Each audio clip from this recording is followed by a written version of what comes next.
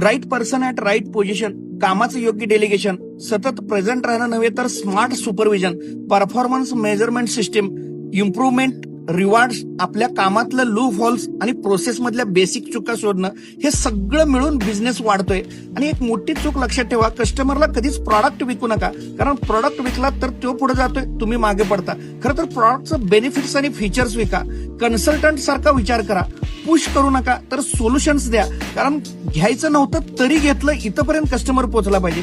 जर तुमच्या व्यवसायात नवे कस्टमर येत नसतील तर समजून जावा की तुम्ही स्ट्रगलमध्ये आहात. नवीन कस्टमर शोधा, मार्केटिंग फनेल तयार करा, सेल्स टीम उभी करा, HR डिपार्टमेंट ठेवा, लोकांना ट्रेनिंग द्या.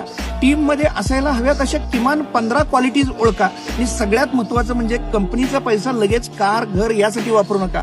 फक्त नफा गुंतवा, कारण कॅश फ्लोच बिझनेसचा ऑक्सिजन आहे.